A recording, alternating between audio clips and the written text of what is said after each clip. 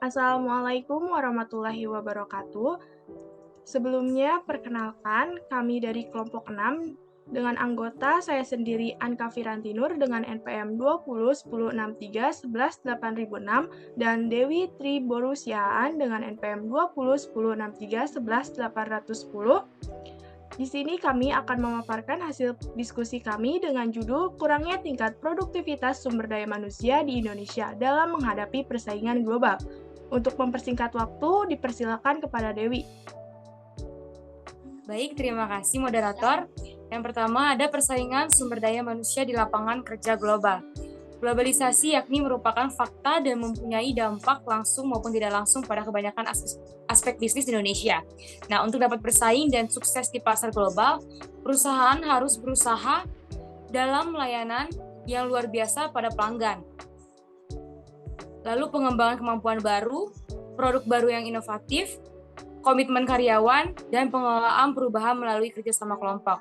Nah, perusahaan dituntut untuk berpikir global, think globally and act locally, serta mempunyai visi dan misi yang berwawasan ke depan. Nah, pendidikan di Indonesia saat ini dihadapkan pada dua tuntutan sekaligus. Yang pertama adalah tuntutan masyarakat terhadap mutu pendidikan di Indonesia yang masih rendah dan belum relevan. Nah, akibatnya pendidikan nasional juga mengalami kesulitan memasuki era globalisasi.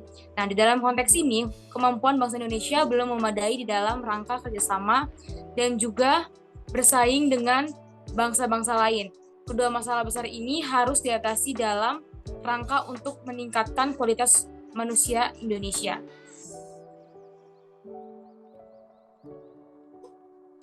Selanjutnya ada permasalahan sumber daya manusia. Nah, dari 2 dari 5 program prioritas Joko Widodo pada masa jabatan keduanya adalah pembangunan sumber daya manusia dan reformasi sumber daya manusia. Namun untuk mencapai kedua tujuan tersebut tentunya tidak mudah. Indonesia masih memiliki banyak masalah ketenaga kerjaan yang harus diselesaikan. Produktivitas sumber daya manusia, SDM di Indonesia masih rendah dan sulit ditingkatkan, di mana tingkat produktivitasnya masih tergolong rendah dibandingkan dengan negara tetangga seperti Thailand dan Malaysia. Hal ini dibuktikan dengan besarnya produk domestik bruto (PDB) sejak tahun 2012, di mana posisi Indonesia ini masih terbilang stabil. Nah, salah satu hal yang mempersulit peningkatan produktivitas sumber daya manusia adalah kurangnya dukungan keterampilan yang tepat untuk menjawab tantangan industrialisasi, khususnya teknologi dan digitalisasi. Selanjutnya, selain itu, ada juga masalah sumber daya manusia di Indonesia karena budaya sosial yang agak konservatif. Nah, Indonesia dengan jumlah penduduk yang relatif besar tentu memiliki sumber daya manusia yang sangat beragam. Nah, dan tentang pola pikir, keterampilan, serta sifat dan lainnya, budaya masyarakat tentunya berdampak pada perkembangan HAM. Hal ini dibuktikan dengan fakta bahwa di Indonesia masih banyak kelompok masyarakat yang dapat menghambat pembangunan sumber daya manusia, menolak bertindak dan berpikir ke depan, dan menolak cara hidup dan cara berpikir konservatif. Selanjutnya ada inovasi terkait produktivitas SDM di Indonesia dalam menghadapi persaingan global. Di era teknologi dan industrialisasi yang maju seperti sekarang ini, dibutuhkan sumber daya manusia yang dapat berkembang, berpikir lebih maju, dan mampu beradaptasi dengan menghadapi perkembangan zaman. Kualitas sumber daya manusia adalah kunci keberhasilan negara di masa depan.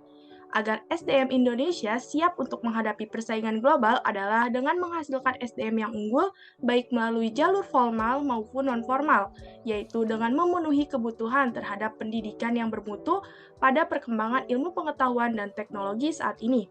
Suatu bangsa yang tidak menguasai iptek akan tertindas dan tertinggal dalam persaingan global yang keras dan ketat.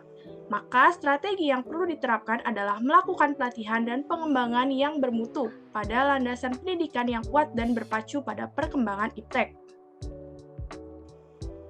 Selanjutnya ada kesimpulan. Sumber daya manusia di Indonesia saat ini tidak maksimal. Kita diharapkan untuk terus berjuang keras dan bersaing di pasar global yang sudah mulai intens atau ketat. Jika kita tidak mampu bersaing, maka akan tersingkirkan dengan sendirinya.